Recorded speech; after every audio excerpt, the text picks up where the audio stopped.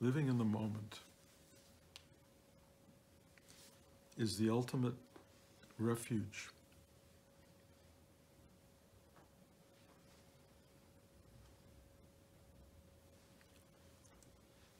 It releases you from everything that led up to that moment, and in a sense, it has nothing to do with the future.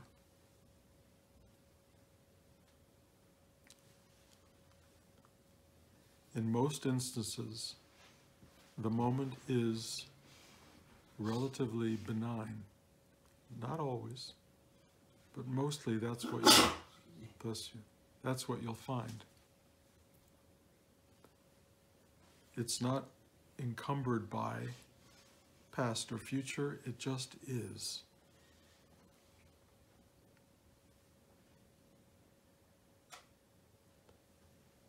There are a number of ways to live in the moment. One of them is to hide out, to use it in a way, in the equivalent of putting your head in the sand.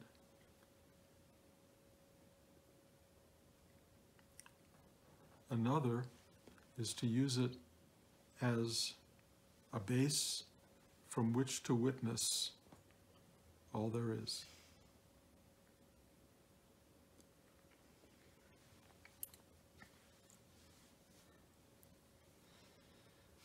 You have to be aware of what you're doing with your spiritual life and whether or not it is an effort to escape the world or to engage it.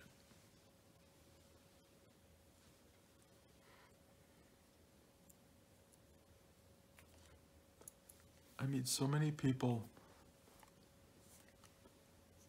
who want a spiritual life so they can move beyond suffering. But it doesn't mean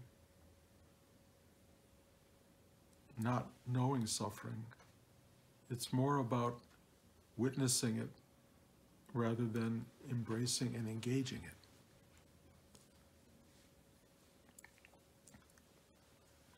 It's in a sense a change in perspective.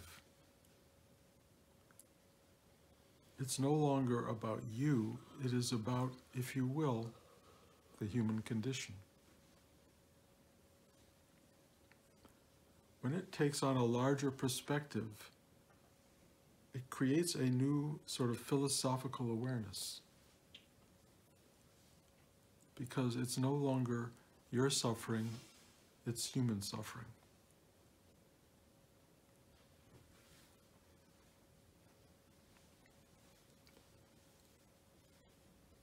Spiritual awakening is not something that separates you from humanity. It's something that, in a sense, allows you to know that you are a true witness of humanity, a true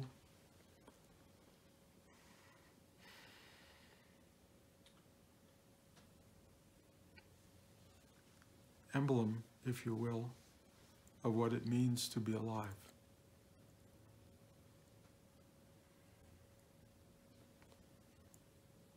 It engenders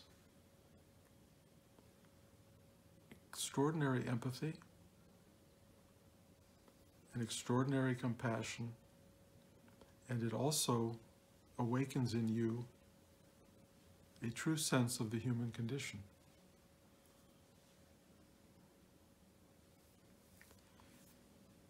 If you're trying to escape the human condition, you can use spirituality, and you can use living in the moment as an escape.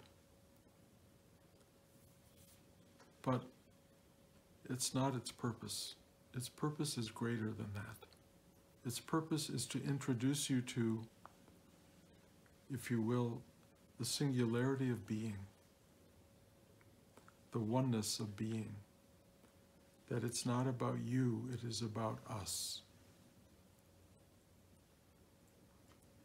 When you really dive deep into the moment. And that's a really important idea, that you don't just hide out in the moment, you sit in it and you really experience it. You open to it. You allow it to take you out of your limited, egoistic limitation into something bigger. The extraordinary thing about sitting in the moment, in a meditative state, if you will, is that you start to experience the multidimensional reality of the moment. That this moment is not separate from what was and not separate from what will be. It contains all of that. It is a totality. And in that totality, you will begin to see through a much broader vision the world around you. The narrow vision is me, mine, how it affects me. The larger vision is I see the world as a singular collective experience that we all share. Not that I'm not a part of it, because I am, but I am also the whole, and so are you. We are all one with the totality. The difference is, when we are separated from that totality, we behave in accordance with our own individual hungers, passions, needs, desires, and fears. And when we open to the totality, we begin to experience something called love, humanity, caring, compassion, and a sense of we're all in this together. That is a way of living that is more informed, if you will, more expansive, more alive than the individual striving in the me, my universe that is so unaware of the universe it truly lives in.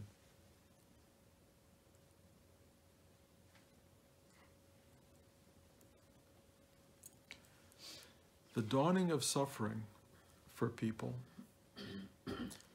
moves you in one of two directions. One direction is to hiding out, protecting, taking care of your pain, taking care of your disturbances. The other version is recognizing that this thing you're going through is something that is shared by many people. You start to really feel other people's hurt. You start to feel their fear. You start to feel their need. And something can crack open in you, which is a sense of identifying with and reaching out to others. Not because you're pain-free, but because you are in pain like they are. And that pain acknowledged is powerful. When two people hold one another, understanding in the deepest sense the grief that so many people understand as part and parcel of the human experience, that grief is bonding, it is connecting, and it is allowing us to know something about being human that you can't know when you're defended against everybody else and cut off, and it's me alone against the world. What you start to understand when you have that shared grief, if you will, is that it connects you to something that's beyond grief, that is, in a way, hard to find without grief, which is how much you truly care about another person, how much you truly love another person. Love really comes together when you understand and share the singularity of our connection. When you are living in separate zones from each other, when you are cut off, there is a lot of sharing of suffering in a sense of inflicting suffering. I'm suffering, so you should suffer. It's a lack of caring about the other person. It is me because I'm all that matters. I'm the only one who has this horrible thing, and whatever you're going through is you're lucky to be different, and I've got this horrible situation. And it's so self-absorbed that it lets nothing in, and it only puts out more sadness and me, suffering, and it fills the world with a certain darkness. The spiritual life, the life where you go in, the life where you recognize the power of the moment, is that even in suffering and inescapable suffering, you discover that in holding hands with another person, in hugging them, in reaching out to them, in acknowledging their pain, something happens that expands you out of you and allows you a larger vision, and that vision is, in a sense, to use an interesting word, holy. And let's use that word both as the religious version and also just as a simple version, to be whole, to become whole, to realize that two people, in a sense, are bigger than one, and that in your shared experience, truth, if you will, of life, something recognizes itself, something sees itself, and you become partners in a very big, vast journey that is unknowable and indescribable. But you know, when you're holding on to another person or a group of people, may it be a family, a community, a village, a country, a world, when you start to understand and feel that connectivity, when your heart goes out instead of shuts down, when you open to the moment and that moment embraces the whole historical narrative that brings you to this place and understands that the future will arise out of what you are and what you feel now, that power, that unbelievable weight of being starts to inform everything you do. And you become a voice of love, caring, empathy, compassion for all that is. Don't let your spiritual journey put your head in the sand. Don't let it separate you from everybody else and say, I can't handle the world, I need to go sit in this deep meditation and just feel separate from everything. Because that's not what this is about. I have been around people who have disengaged from the world and think of themselves as, if you will, holier than thou, holier than the holiest. They have found the truth of connection to God, to higher energy, to being, and in a sense, it's absolutely true. They have, perhaps. And maybe that's enough, and maybe they can live content in that space. But what I'm saying is there's something greater going on here. And I have had this experience, I think I've talked about it once, of hugging a person who had that depth of being. They couldn't hug me. They only wanted to hug the interior God, if you will, the interior love. They could not express it. They recoiled. And I was like, oh, what is that about? The full journey in is meaningful only when it expresses itself outwardly. If you are hiding from the world, it's okay, I guess, but it's not the true fulfillment of a spiritual journey. I had lunch with a friend the other day, and he was trying to describe to me an ancient Chinese proverb that says, the difference between heaven and hell is that all of us are in a world with a huge banquet. But all we have are these 4-foot chopsticks.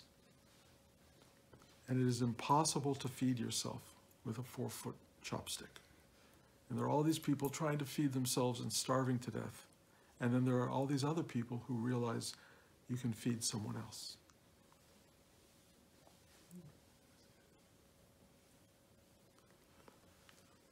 There's something very important in that idea, because we're all stuck on some level, but in helping the other, we truly help ourselves.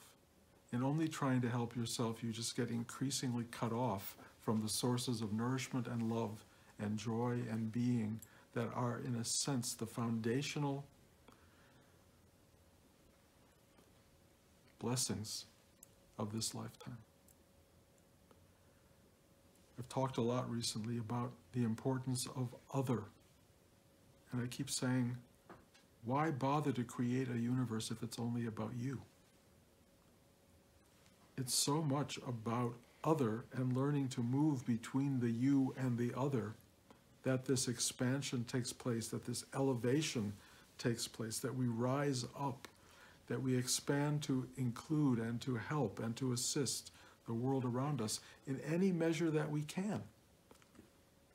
You don't have to all become Mother Teresa, but you have to be aware that the people around you who are hurting will announce themselves to you. They will be there. And then you need to be able to reach out and share yourself with them. One person, 100 people, 5 people, whatever it is, your job, in a certain sense, is to show up for what's in front of you. And if you show up for what's in front of you, you begin to expand in your journey from you to them, from me to us, from I to thou.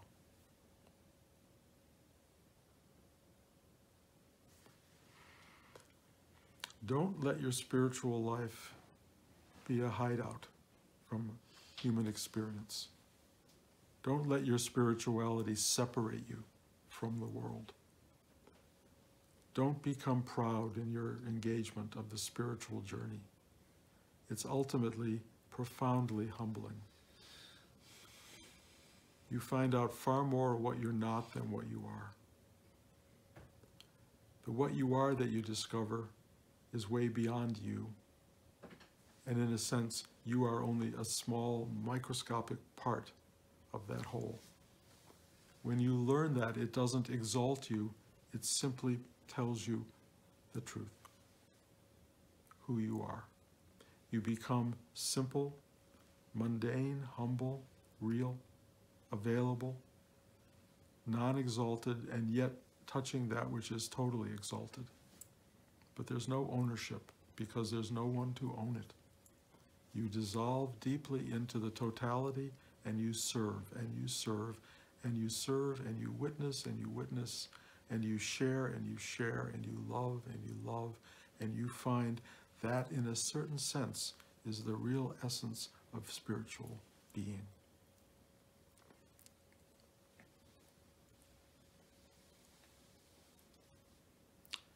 You don't walk out of this practice as more of anything.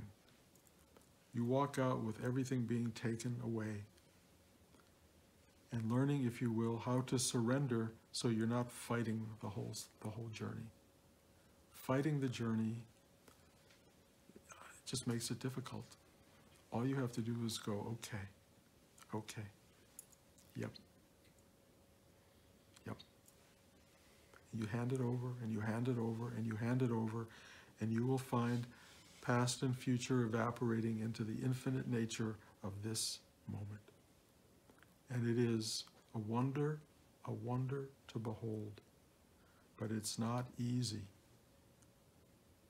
Don't look for ease, and don't look for rewards, and don't look for some kind of comfort, because really what you get is a kind of vision and responsibility and a demand that you become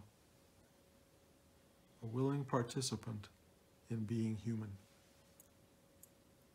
in serving something greater than you. That's what you get. And those of you who are looking to become free and special, well, in a way you will be, but not in a way free of what it means to be, and not special in the eyes of God, because you already are. And the minute you own that, you corrupt it. So stop being special.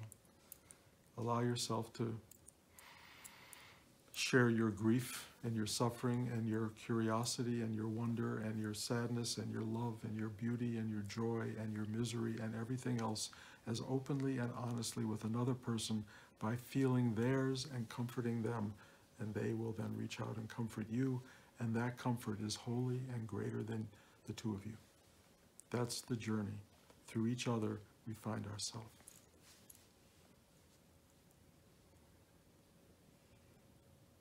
Any questions?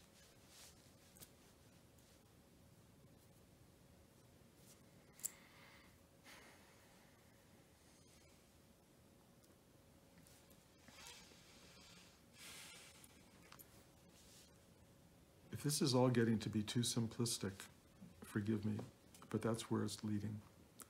If you've heard it all before, and you don't need to hear it anymore, truly, tune out.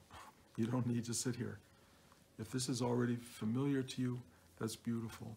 But all I can tell you is this journey of mine, this spiritual journey that I'm engaged in, is bringing me to the simplest of places. And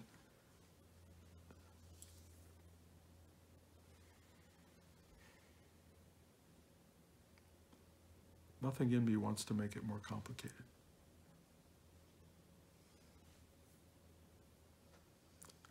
Thank you guys for coming. Love you so much.